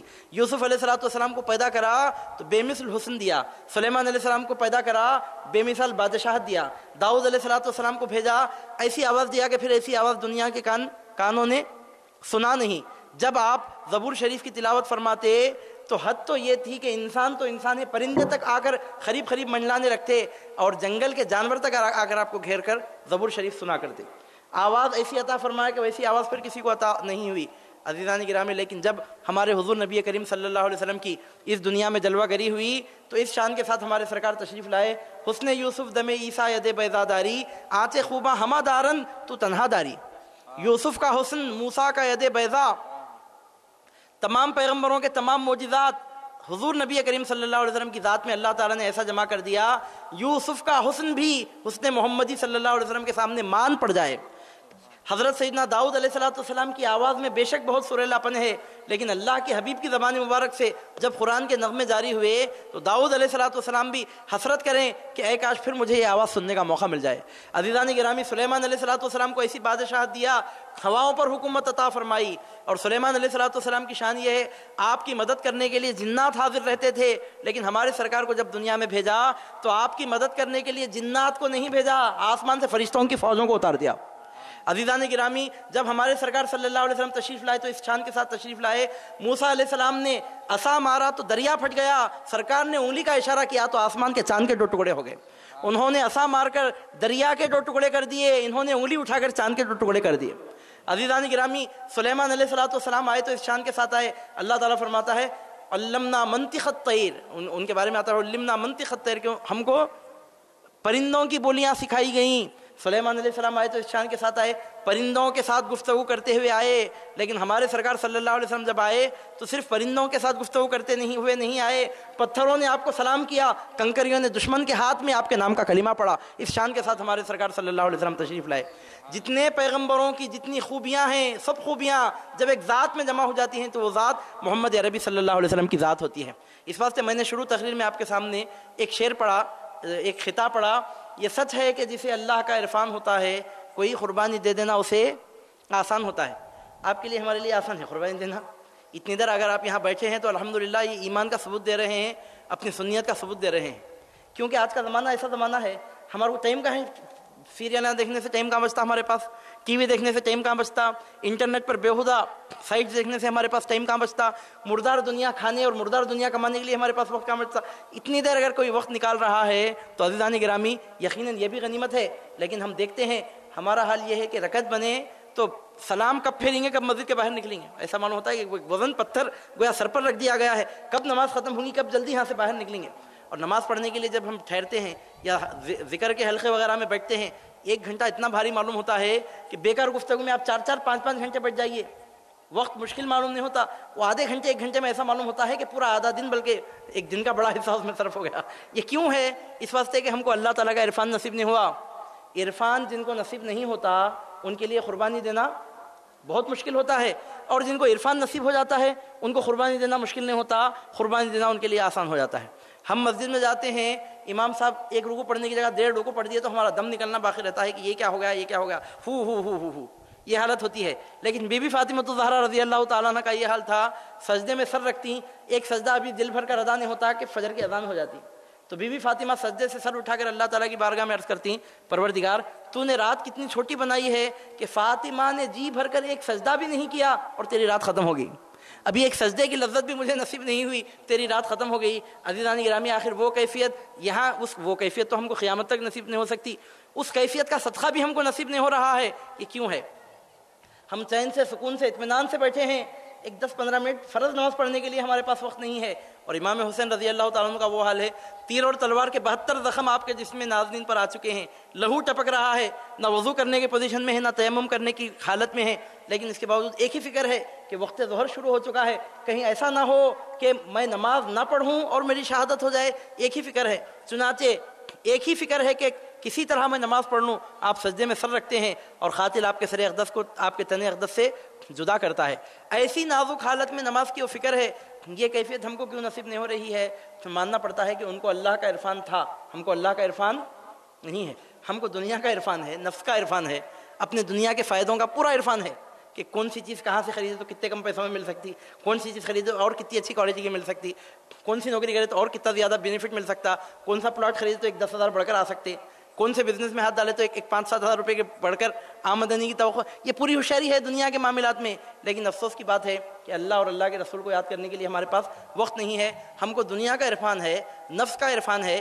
ہمارا عرفان کافرانہ ہے، اور جن کا عرفان مومنانہ ہوتا ہے ان کے لیے قربانی دینا مشکل نہیں ہوتا، ان کے لیے قربانی دے دینا آسان ہوتا ہے. ابھی آپ تھوڑی دیر پہلے سنے کہ صحابہ کرام نے ایسی قربانیاں دیں، ویسی قربانیاں دیں. ہم کیوں نہیں دے سکتے؟ وہ قربانیاں ضرور دے سکتے ہیں. اب دوسرے فرقے والوں کا ذکر نکلا تو ان کی تعریف تو ہم کسی اینگل سے نہیں کر سکتے، کیونکہ عمل مقبول ہوتا ہے عقیدے کی درستگی کے بعد. اگر کسی کا عقیدہ ہی درست نہ ہو، اس کا کوئی عمل اس کو فائدہ نہیں پہنچاتا. لیکن اہل سنت و جماعت کے لوگوں میں یہ کمزوری ہے. تو کیوں ہے؟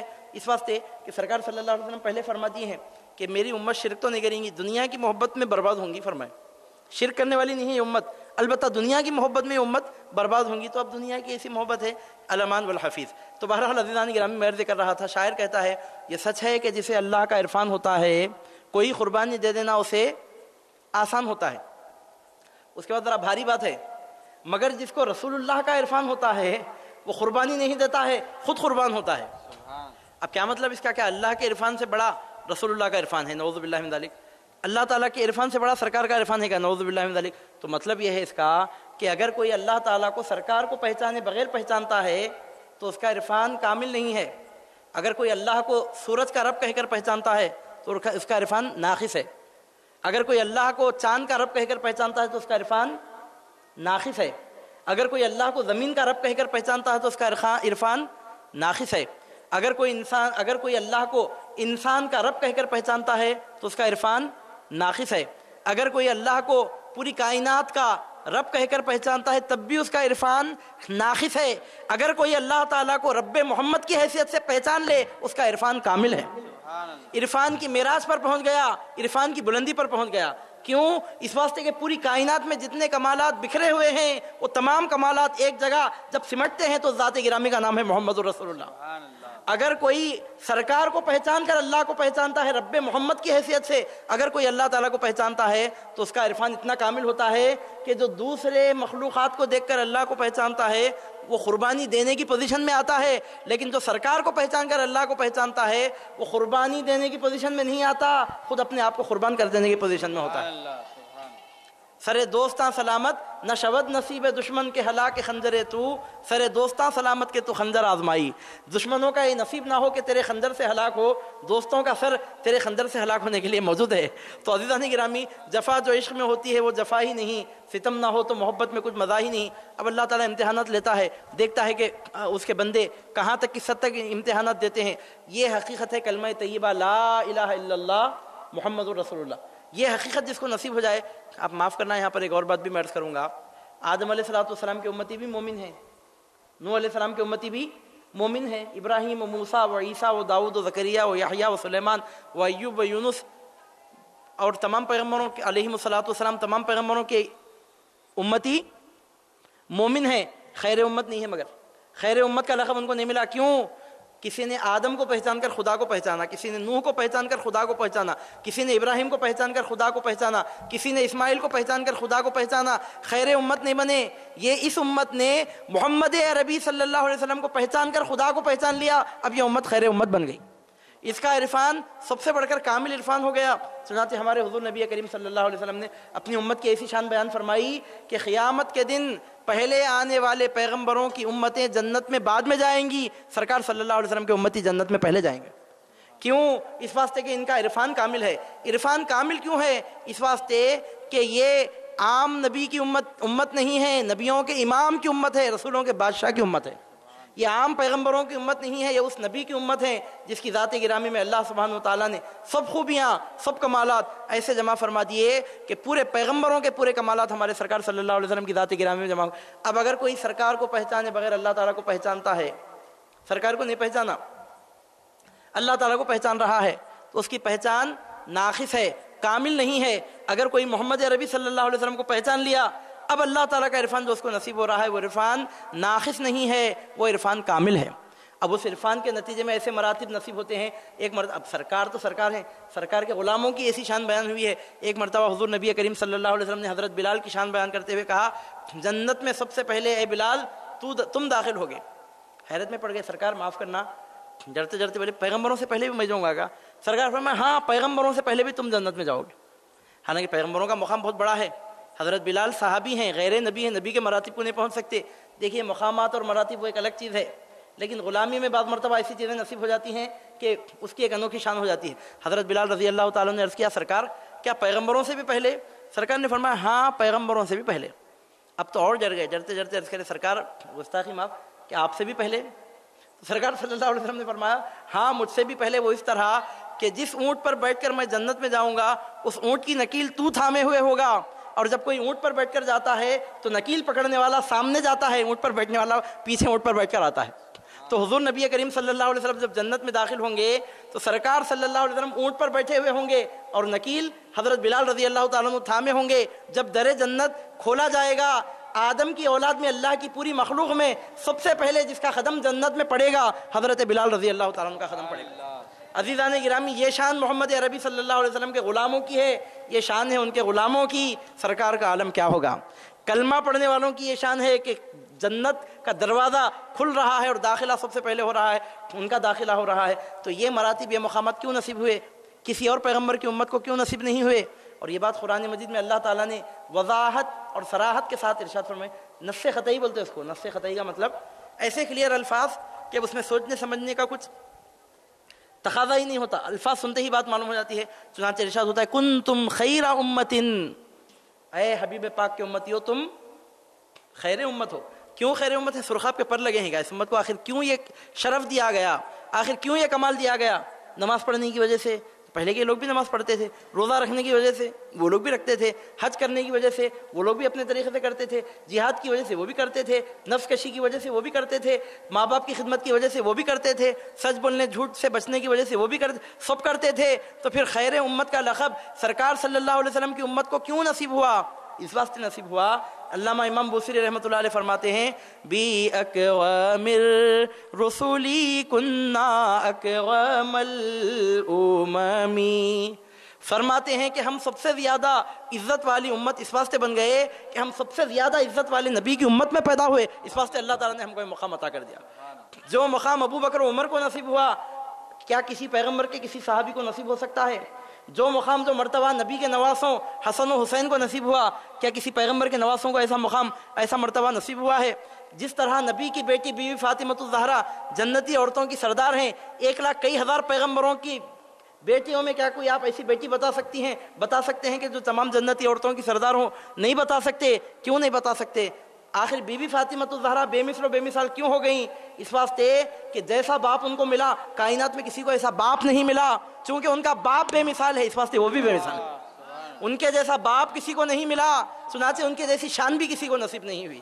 آخر امام حسن امام حسین کو اتنی بڑی شان کیوں نصیب ہوئی؟ اس واسطے کہ جیسے نانا ان کو ملے کائنات میں کسی بچے کو ایسا نانا ایسا دادا نصیب نہیں ہوا۔ جس کا نانا بے مثال اس کا نواسا بھی بے مثال، جس کا نبی بے مثال اس کی امت بھی بے مثال۔ سرکار صلی اللہ علیہ وسلم خود ارشاد فرماتے ہیں علماء امتی کا انبیاء بنی اسرائیل، میری امت کے علماء بنی اسرائیل کے انبیاء کے جیسے ہیں، او کما قال صلی اللہ علیہ وسلم۔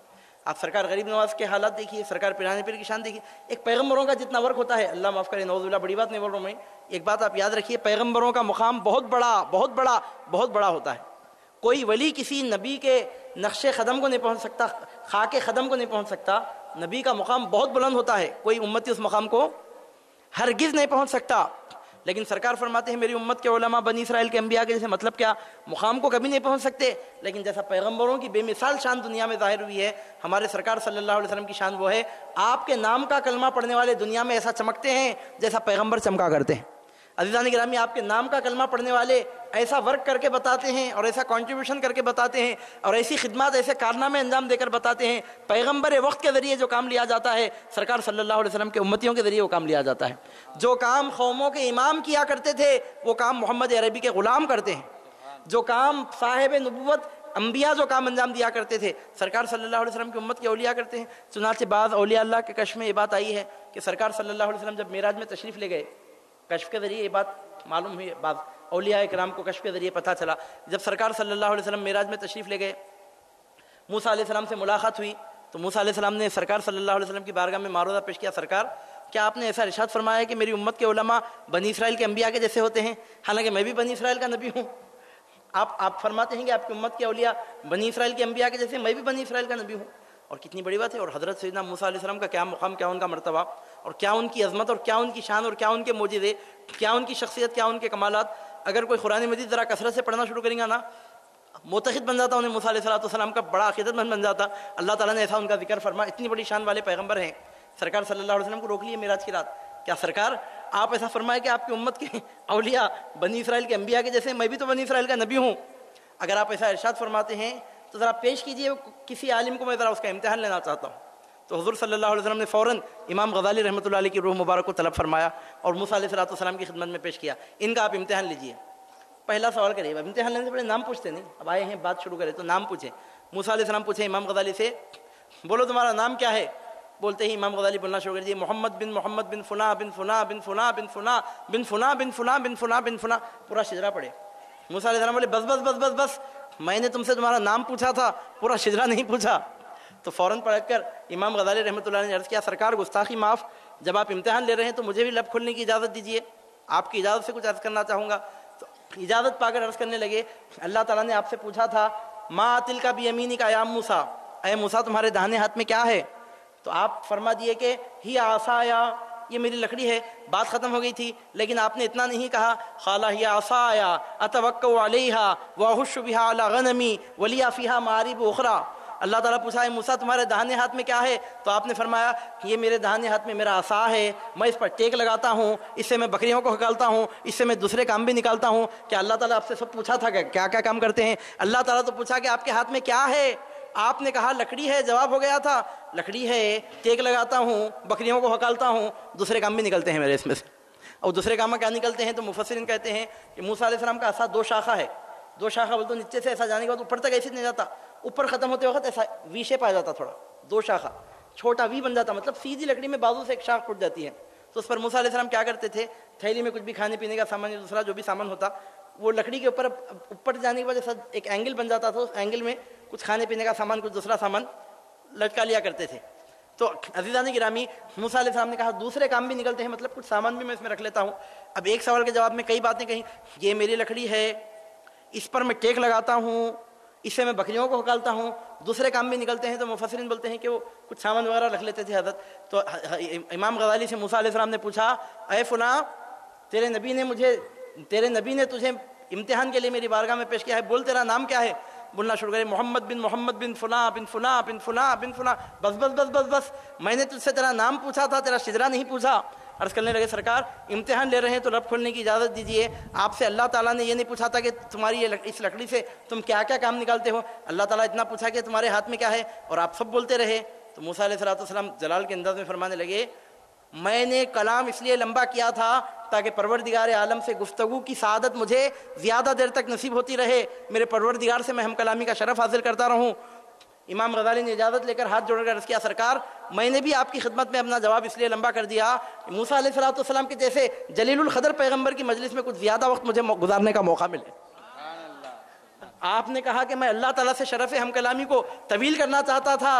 امام غزالی نے کہا، آپ اللہ تعالیٰ سے ہم کلامی کرتے ہیں، آپ کی شان ہے، ہم غلاموں کی شان ہے کہ اللہ تعالیٰ آپ کی خدمت میں ہم کو حاضری کا اذن عطا کیا ہے، آپ کے ساتھ میری صحبت لمبی ہو جائے، آپ سے زیادہ دیر تک بات کرنے کی مجھے سعادت نصیب ہو جائے، اس لیے میں یہ گفتگو کر رہا ہوں۔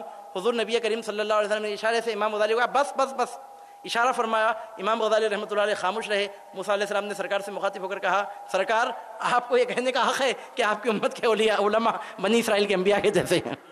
تو عزیزان گرامی، مطلب بولنے کا یہ ہے، اور بعض روایتوں میں آتا ہے کہ حضور صلی اللہ علیہ وسلم کے ہاتھ میں کچھ لکڑی وغیرہ تھی، امام غزالی کی پشت مبارک پر سرکار تعجب کے لیے لکڑی مارے کہ بس کر، پیغمبر اتنے بڑے جلیل القدر پیغمبر سے اور کتنی لمبی گفتگو کرتا ہے، ایک سوال کو ایک جواب دیے بس ہے۔ تو مطلب یہ کہ انٹرویو شروع ہونے سے پہلے نام پوچھتے نا۔ ابھی انٹرویو شروع نہیں ہوا, ابھی انٹروڈکشن چل رہا, انٹرویو بھی ختم ہو گیا, رزلٹ بھی برآمد ہو گیا. یہ حضور نبی کریم صلی اللہ علیہ وسلم کے امت کے علماء کی یہ شان ہوتی ہے. امام غزالی رحمۃ اللہ علیہ کی ایسی شان ہے. تو بولنے کا مطلب یہ ہے دوسرے پیغمبروں کے ذریعے اللہ تعالیٰ نے اپنی جو شان, اپنی جو قدرت, اپنی جو شوکت, اپنے جو معجزات, اپنے جو کمالات ظاہر کیے, حضور نبی کریم صلی اللہ علیہ وسلم کے امتیوں کے ذریعے اللہ تعالیٰ نے ایسے کمالات, ایسی شان, ایسی شوکت عطا فرمائے. چنانچہ آمدم برسر مطلب حضور نبی کریم صلی اللہ علیہ وسلم کی امت کے اولیاء کرام کی کرامتوں کے بارے میں اگر آپ دیکھیں گے, سرکار کی پورے جتنے اولیاء ہیں سب ایک نبی کے امت ہیں, محمد عربی صلی اللہ علیہ وسلم کی امت. تو ایسا بھی ہو سکتا تھا جتنے اللہ آئے سب ایک ہی کرامت دکھا سکتے تھے نا. جتنے اولیاء اللہ آتے گئے کھانے میں برکت کرتے گئے جاتے گئے, کھانے میں برکت کرتے گئے جاتے گئے, ہو گیا. یا جتنے سب ایک ایک مردے کو زندہ کرتے گئے جاتے گئے, آتے گئے مردوں کو جلاتے گئے جاتے گئے, دنیا کے پاپولیشن میں اور اضافہ ہو جاتا تھا. ایسا نہیں ہوا. ہم دیکھتے ہیں کوئی مردوں کو جلاتا ہوا نظر آ رہا ہے, اور کوئی پتھروں کو اپنے حکم کی تعمیل پر مجبور کرتا ہوا نظر آ رہا ہے. ہم دیکھتے ہیں کہ کوئی بارشوں کو برساتا ہوا نظر آ رہا ہے, کوئی خزانوں کو نکالتا ہوا نظر آ رہا ہے, کوئی کچھ شان دکھاتا ہوا نظر آ رہا ہے, کوئی کچھ شان دکھاتا ہوا نظر آ رہا ہے. سرکار صلی اللہ علیہ وسلم کی امت کے اولیاء کی کرامتیں اگر آپ دیکھیں گے تو جس طرح پیغمبروں کی کرامتیں مختلف ہیں, پیغمبروں کے معجزے مختلف ہیں, اسی طرح سرکار صلی اللہ علیہ وسلم کی امت کے اولیاء کی کرامتیں بھی مختلف ہیں. حضور نبی کریم صلی اللہ علیہ وسلم نے تمام پیغمبروں کے معجزے بیک وقت اپنے ذریعے ظاہر کر کے بتائے. سب پیغمبروں کے معجزے ایک سرکار کی ذات میں جمع ہوئے. اب سرکار کی امت کے اولیاء اللہ میں کرامت کے طور پر وہ نعمت تقسیم ہوئی. چنانچہ ہم دیکھتے ہیں ایک ایک ولی کی ایک ایک الگ الگ کرامت ہے. اتنے اولیاء اللہ کی اتنی کرامتیں ہیں کہ کتابوں کی کتابیں لکھی گئی ہیں, لائبریریوں کی لائبریریاں بھر گئی ہیں, لیکن اس کے باوجود وہ سلسلہ آج تک ختم نہیں ہوا, قیامت تک ختم نہیں ہوگا. کیوں؟ اس واسطے کہ سلسلہ رکا نہیں ہے, ابھی یہ سلسلہ چل رہا ہے. اجمیر میں اگر روزانہ 15,000 آدمی آ رہے ہیں تو 15,000 کرامتیں دیکھ کر جا رہے ہیں. اگر پوری دنیا میں 15 لاکھ آدمی غوث پاک کا نام لے رہے ہیں تو روزانہ 15 لاکھ کرامتیں دیکھ رہے ہیں. تو مطلب یہ کہ سلسلہ ختم نہیں ہوا, یہ کام ابھی ختم نہیں ہوا, تو اس کا ریکارڈ پورے طور پر کیسے محفوظ کیا جا سکتا ہے؟ سلسلہ چل رہا ہے, تابد یہ سلسلہ چلتا رہے گا. اب یہ کرامتوں کا ظہور شروع کب سے ہوا؟ صحابہ کرام کے زمانے میں شروع ہوا. حضرت امیر المومنین عمر فاروق رضی اللہ تعالیٰ عنہ کی کئی کرامتیں مشہور ہیں. آپ نے دریائے نیل کے نام خط لکھا, دریا آپ کے حکم کی تعمیل پر مجبور ہوئی. حضرت عمر فاروق رضی اللہ تعالیٰ عنہ مسجد نبوی میں منبر رسول پر خطبہ دیتے دیتے ارشاد فرماتے ہیں, یا ساریہ الجبل, یا ساریہ الجبل, اے ساریہ پہاڑ کی طرف دیکھو. مشکات شریف میں حدیث موجود ہے, عالم کورس کی پہلی کتاب میں. حضرت ساریہ وہاں نہادند میں ایران میں کافروں کی فوج سے ٹکر لے رہے تھے, پیٹھ کے پیچھے سے غافل ہو گئے تھے, اور کافروں کا لشکر پہاڑ پر سے آپ پر حملہ کرنے والا تھا. وہاں ٹھہرے ہیں صحابہ کرام ملک ایران میں, پیٹھ کے پیچھے کیا ہے ان کو نظر نہیں آ رہا ہے. ہزاروں میل دور سے منبر رسول پر کھڑے ہو کر حضرت عمر فاروق رضی اللہ تعالیٰ عنہ دیکھ بھی رہے ہیں, بغیر کسی سیٹلائٹ سسٹم کے, بغیر کسی فون کے, اور بغیر کسی بظاہر سائنٹیفک نظام کے اپنی آواز حضرت ساریہ تک پہنچا بھی رہے ہیں. اے ساریہ پیٹھ کے پیچھے دیکھو. حضرت ساریہ دیکھتے ہیں تو کافر حملہ کرنے کی تیاری کر رہے ہیں, فوراً پلٹ کر مقابلہ کرے. بعد میں جب مدینے میں داخل ہوئے تو پتہ چلا مسلمانوں کو فتح نصیب ہوئی. حضرت ساریہ نے کہا, اگر اس دن حضرت عمر کی آواز میرے کان میں نہ آتی اور میں اگر غافل رہتا, کافروں کو فتح نصیب ہو جاتی. ارے ٹھہرنے والے پہاڑ کے نیچے ٹھہر کر پہاڑ پر کیا ہو رہا ہے دیکھ نہیں سک رہے ہیں. ہزاروں میل دور سے امیر المومنین عمر فاروق رضی اللہ تعالیٰ عنہ کی آنکھیں وہ منظر دیکھ رہی ہیں. حضرت عمر رضی اللہ تعالیٰ عنہ کے دیکھنے کا یہ حال ہے, اور حضرت علی رضی اللہ تعالیٰ عنہ کے دیکھنے کی کیا کیفیت ہے؟ روایتوں میں آتا ہے حضرت جبریل امین علیہ الصلوۃ والسلام ایک مرتبہ انسان کے روپ میں, انسان کی شکل میں حضرت علی کے دروازے پر آئے. دروازہ کھٹکھٹایا, مولا مشکل کشا کرم اللہ وجہ نے تشریف لائے. جبریل امین نے سلام عرض کیا, عرض کرنے لگے, سرکار اگر اجازت ہو تو ایک سوال کروں. حضرت علی رضی اللہ تعالیٰ نے فرمایا, پوچھو کیا پوچھنا چاہتے ہو. عرض گزار ہوئے کہ اس وقت جبریل کہاں ہے؟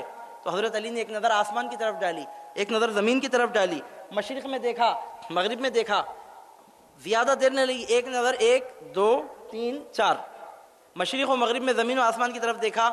دیکھ کر ارشاد فرمایا, اے سوال کرنے والے سائل, میں نے 7 آسمانوں میں دیکھ لیا, تحت الثری تک دیکھ لیا, مشرق و مغرب میں دیکھ لیا, جبریل مجھے کہیں نظر نہیں آیا. اب یا تو جبریل ہے یا تو میں جبریل ہوں, اور کہیں تو مجھے جبریل نہیں نظر آیا. یا تو جبریل ہے یا تو میں جبریل ہوں. دیکھنے والوں کی نگاہیں کہاں تک دیکھ رہی ہیں آپ ذرا غور کیجئے. اگر حضرت علی رضی اللہ تعالیٰ نے ایسا دیکھا ہے تو اس میں حیرت کی کیا بات ہے. حضرت خواجہ خواجگان سلطان الاصفیاء سلطان الہند حضور غریب نواز رحمۃ اللہ علیہ کو آپ کے مرشد گرامی حضرت عثمان ہارونی رحمۃ اللہ علیہ نے جب مجاہدوں مراقبوں کی تکمیل کروائی تو حضور غریب نواز سے پوچھا, ہے معین الدین ذرا نیچے دیکھو کہاں تک دکھ رہا ہے. تو غریب نواز نے نظر جھکا کر دیکھا, عرض کرنے لگے, حضور تحت الثری تک دیکھ رہا ہوں. نظر اٹھا کر دیکھو کیا نظر آ رہا ہے. تو نظر اٹھا کر دیکھا, عرض کیا, سرکار ساتوں آسمانوں کے پار حجاب عظمت تک نظر جا رہی ہے، تو اس کے بعد عثمان ہارونی رحمۃ اللہ علیہ نے اپنی 2 انگلیاں اس طرح دکھا کر کہا میری 2 انگلیوں کے بیچ میں تم کو کیا نظر آ رہا ہے؟ تو خواجہ غریب نواز نے عرض کیا سرکار آپ کی 2 انگلیوں کے درمیان 18,000 عالموں کو دیکھ رہا ہوں۔ عزیزان گرامی، اب آپ دیکھیے کہ اللہ تعالیٰ دکھانا چاہتا ہے تو کہاں تک دکھاتا ہے۔ اب یار لوگوں کو تکلیف ہے، حیرت ہے کہ کیا حضور صلی اللہ علیہ وسلم مدینہ طیبہ میں بیٹھ کر سرزمین حیدرآباد میں منعقد ہونے والے اس جلسے کو دیکھ رہے ہیں کیا؟ سرکار صلی اللہ علیہ وسلم کو پتہ چل رہا ہے کیا؟ ارے وہ شان ہے ان کے غلاموں کی، سرکار کا عالم کیا ہوگا؟ سرکار صلی اللہ علیہ وسلم کے دیکھنے کی کیا کیفیت ہوگی؟ سرکار صلی اللہ علیہ وسلم کے سننے کی کیا کیفیت ہوگی؟ میرا ایمان یہ کہتا ہے کہ یہ جو آواز سرکار کی شان میں میری زبان سے جو کلمات نکل رہے ہیں، اسپیکر کے ذریعے آپ کے کانوں میں یہ آواز بعد میں پہنچ رہی ہے، گنبد خضرا میں سرکار کی بارگاہ میں یہ الفاظ پہلے پہنچ رہے ہیں، کیونکہ اللہ تعالیٰ قرآن مجید میں ارشاد فرماتا ہے النبی اولا بالمؤمنین من انفسہم، نبی ایمان والوں سے ان کی جانوں سے بھی زیادہ قریب ہے۔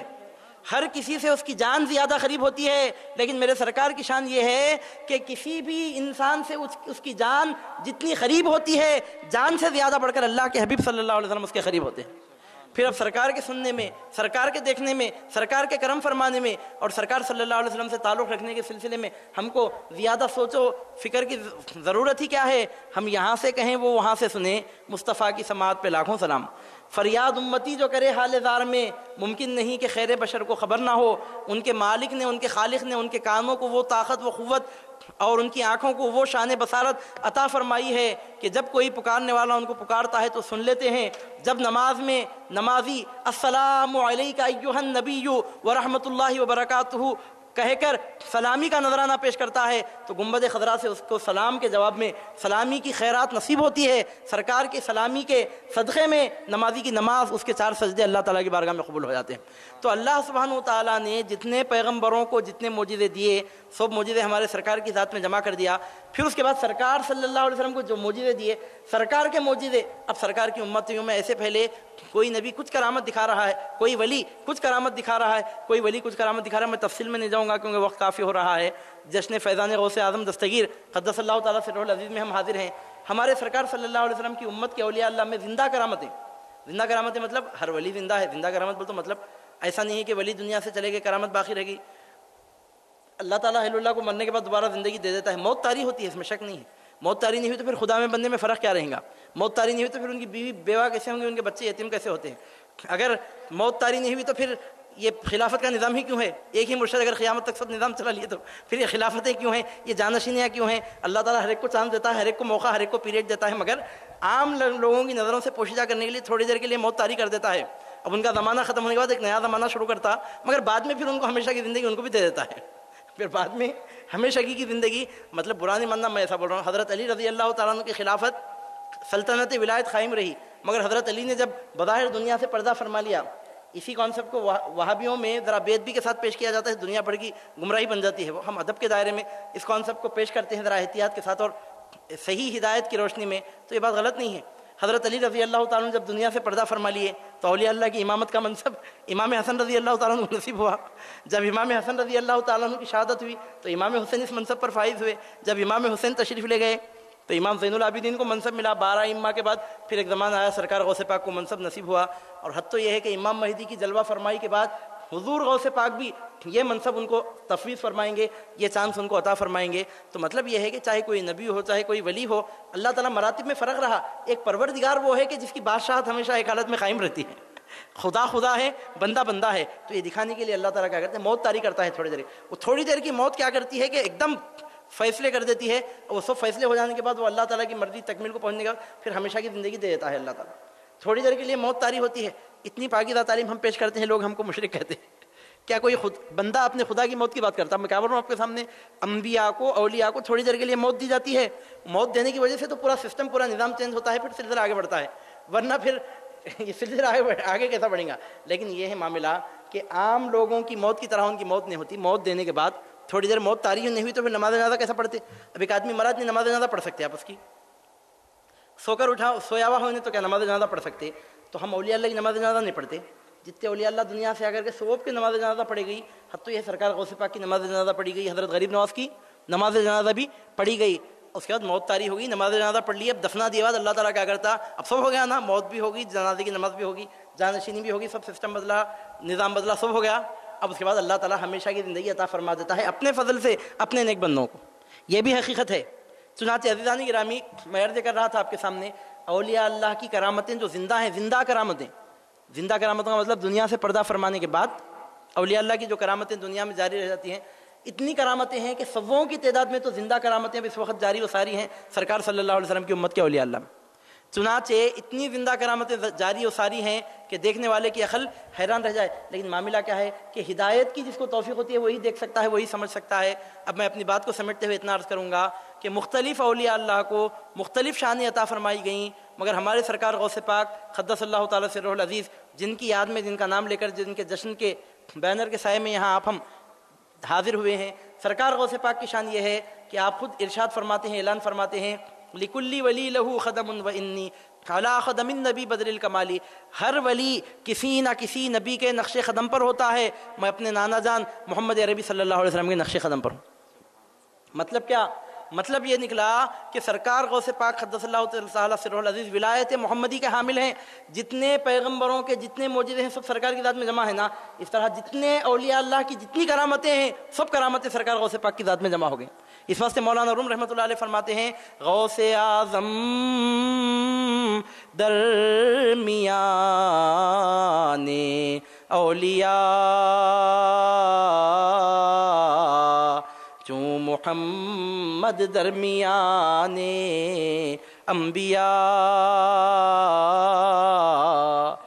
فرماتے ہیں کہ غوث اعظم کو اولیاء اللہ میں ویسا ہی مرکزی مقام حاصل ہے جیسا محمد عربی صلی اللہ علیہ وسلم کو پیغمبروں میں مرکزی مقام حاصل ہے۔ وہ نبیوں کے امام ہیں، یہ ولیوں کے امام ہیں، ان کے ذریعے رسالت کے چمن مہک رہے ہیں، ان کے ذریعے ولایت کے پھول کھل رہے ہیں، ان کے معجزے اللہ تعالیٰ کی قدرتوں کے ڈنکے بجا رہے ہیں، ان کی کرامتیں پروردگار عالم کی شوکتوں کے پرچموں کو بلند کر رہی ہیں۔ ان کی شان کو دیکھ کر لوگ کلمہ پڑھتے جا رہے ہیں، ان کی شان کو دیکھ کر لوگ حق پر ہدایت پر قائم ہوتے جا رہے ہیں۔ ان کے ذریعے اللہ تعالیٰ کی قدرت ظاہر ہو رہی ہے تو ان کے ذریعے بھی اللہ تعالیٰ کی قدرت ظاہر ہو رہی ہے۔ وہ نبی ہیں، ان کے کمال کو معجزہ کہتے ہیں، یہ نبی کا کلمہ پڑھنے والے ہیں، ان کی شان کو کرامت کہتے ہیں۔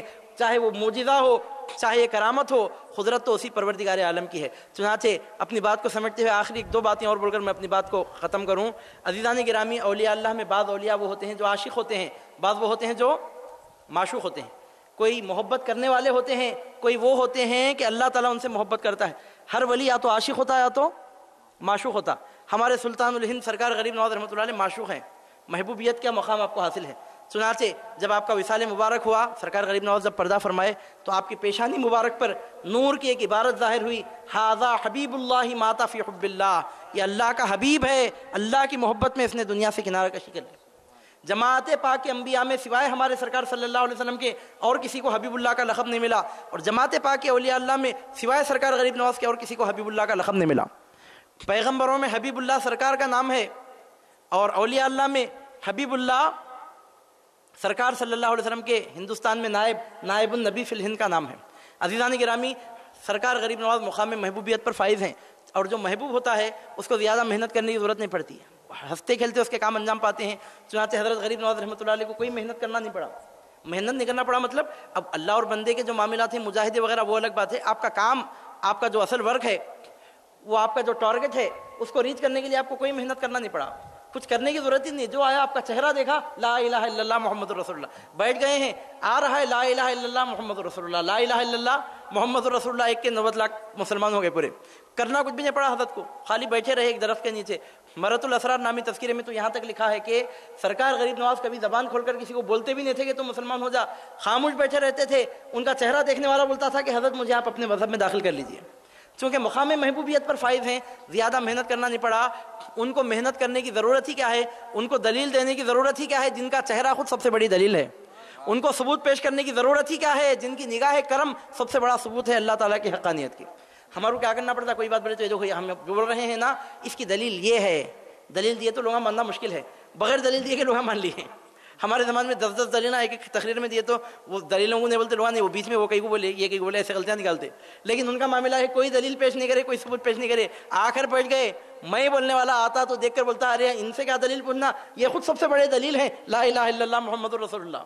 آفتاب آمد دلیل آفتاب، سورج کے نکلنے پر کوئی دلیل نہیں دی جاتی. سورج کا نکلنا خود سورج کے نکلنے پر سب سے بڑی دلیل ہوتا ہے. سورج نکل گیا، اس بات کا کیا ثبوت ہے بولتے کیا؟ سر اٹھا کر دیکھے تو معلوم ہو جاتا ہے کہ سورج نکل چکا ہے. دھوپ خود سورج کے نکلنے کا اعلان کرتی ہے. تو سرکار غریب نواز رحمۃ اللہ علیہ ایسے محبوب بنے، چہرے کو دیکھ کر 90 لاکھ کافروں نے کلمہ پڑھ لیا. محبوب ہیں، معشوق ہیں. ھذا حبیب اللہ ماتا فی حب اللہ. اور آج کیسی ان کی محبوبیت پوری دنیا میں ظاہر ہو رہی ہے. عزیزان گرامی، بادشاہوں نے ان کے آستانے پر سر جھکایا ہے، جھکا رہے ہیں. قیامت تک یہ ظاہری حکومت رکھنے والے اس باطنی شہنشاہ کے حضور اپنے سروں کو جھکاتے رہیں گے، عقیدتوں کے نذرانے پیش کرتے رہیں گے. یہ سلسلہ چل رہا ہے، صبح قیامت تک چلتا رہے گا. مقام محبوبیت پر فائز ہیں. اور عرب شریف میں اگر آپ جائیں گے تو اولیاء اللہ میں ایک بہت بڑے ولی ہیں حضرت شیخ احمد کبیر رفاعی رحمۃ اللہ علیہ. کیا بڑی ان کی شان ہے. ہمارے ہندوستان کے ادھر کے علاقوں میں پیرانی پیر کے بعد سب سے بڑا نام سرکار غریب نواز کا ہے. لیکن آپ عرب علاقوں میں اگر چلے گئے نا تو وہاں کے لوگوں کو نہیں معلوم غریب نواز کون ہے. علاقہ الگ ہے ان کا علاقہ الگ ہے، ان کا ایریا الگ ہے. تو وہاں کے لوگ سرکار غوث پاک کے بعد سب سے زیادہ اگر کسی کو پہچانتے ہیں، آپ عراق میں چلے جائیے، عرب ممالک میں چلے جائیے، حضور غوث پاک کے بعد سب سے زیادہ اگر کوئی ولی عقیدتوں کا مرکز ہے ادھر کے علاقوں میں تو وہ ذات گرامی حضرت سیدنا شیخ احمد کبیر رفاعی رحمۃ اللہ علیہ. بہت بڑے بزرگ ہیں.